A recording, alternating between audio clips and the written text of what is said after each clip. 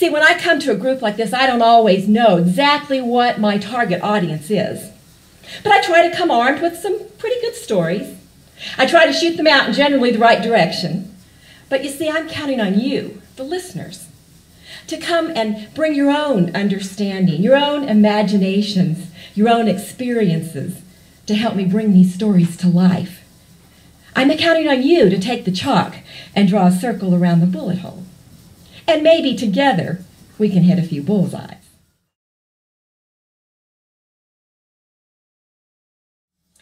Tia Miseria was an old woman. Tia Miseria lived in a little house just on the edge of town. Behind her house, she had a lovely walled garden, and in the center of that garden was a wonderful pear tree. Oh, everyone loved the pears from Tia Miseria's pear tree. Like, they were so sweet and delicious, they would make your mouth water just to think of them. The children especially loved the pears from Tia Miseria's tree. And I'm sure that if they had just asked politely, Tia Miseria would have been glad to share them. But you see, the children did not ask politely. No, they would sneak over her garden wall. They would creep up to the tree, climb up in it, and they would steal the pears from her tree.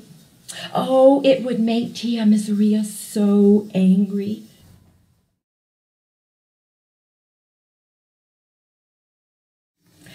Mr. Higgins, though, did not look like a hero. He actually looked much more like a victim. His scalp, his face, and his neck were severely scarred. His ears had nearly been burnt away. But the disfigurement that most impressed me and the other sixth graders that he taught was that of his hands.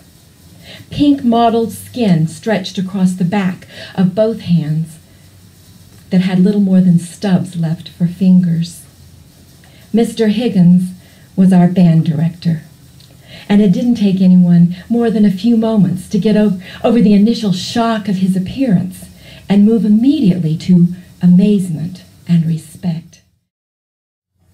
With a lot of relief, I stood up, gave a little bow, and I swear, for one split second, when I looked up, I caught a glimpse of Mr. Higgins winking at me.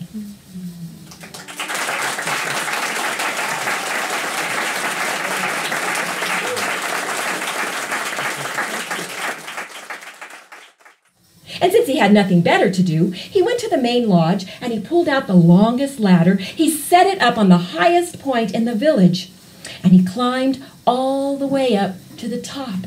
And when he got to the top, he discovered that, yes, indeed, he could reach up and touch the stars. But even more amazing, he discovered that he could hear their music. Some of them went like this. Stra, stra, stra. Others went pa, pa, pa. And still others sang out, ah-woo, ah-woo, ah-woo. And he climbed down from the ladder just as the children came running up to him. They grabbed him by the legs and they said, "Grandfather, Grandfather, did you miss us? Were you lonely?" And he looked down and said, "Oh yes, I missed you. And at first I was lonely for a while.